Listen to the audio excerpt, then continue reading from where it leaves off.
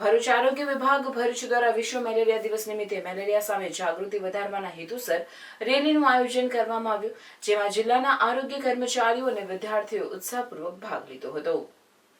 ભરૂચ જિલ્લા આરોગ્ય અધિકારી ડોક્ટર જે.એસ. દુલેરાના અધ્યક્ષસ્થાને આ રેલીનું આયોજન કરવામાં આવ્યું હતું, જે સ્ટેશન સર્કલથી શરૂ થઈને જિલ્લા પંચાયત કચેરી સુધી યોજાઈ હતી। રેલી દરમિયાન મેલેરિયા રોગ વિશેની માહિતી, સુરક્ષા પગલાં અને ચિકિત્સાની માહિતી સાથેના બેનર દ્વારા જનજાગૃતિ ફેલાવવામાં આવી હતી।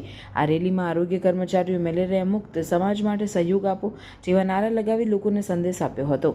આ રેલીનો મુખ્ય હેતુ મેલેરિયા જેવા જીવલેણ બીમારી અંગે લોકજાગૃતિ વધારવી અને સાવચેતીના પગલાં અંગે જનતાને અવગત કરાવવાનો હતો। આ રેલીમાં આરોગ્ય અધિકારી સહિતની ટીમ દ્વારા શહેરભરમાં વિવિધ કાર્યક્રમો દ્વારા માસ દરમિયાન જનજાગૃતતા ફેલાવી જિલ્લાને મેલેરિયા મુક્ત જિલ્લો બનાવવાના પ્રયાસ કરવામાં આવી રહ્યા છે।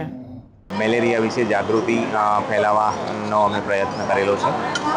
મેલેરિયાની સામે જાગૃતિ એ જ બચાવ છે। જેટલા બંધિયાર પાણી હોય તેમાં મેલેરિયાના મચ્છર ઉત્પન્ન થતા હોય છે ચોખ્ખા પાણીમાં। તો મારી સામાન્ય જનતાને વિનંતી છે કે શક્ય હોય ત્યાં સુધી મચ્છરોને એના ઈંડા મૂકવા માટે આપણે પાણી ઉપલબ્ધ ન કરાવીએ અને પાણીને વહાવી દઈએ, અને ખાસ કરીને મચ્છરોથી બચવા માટે રેપલન્ટનો ઉપયોગ કરીએ અને મચ્છરદાનીમાં ઊંઘવાનો આગ્રહ રાખીએ। કદાચ કોઈને ટાઢિયો તાવ અને કે જેને મેલેરિયા કહીએ છીએ આવે ત્યારે નજીકના સરકારી દવાખાનેથી તેની નિઃશુલ્ક દવાઓ લે અને ડૉક્ટરની સલાહ પ્રમાણે પૂરેપૂરી સારવાર લે।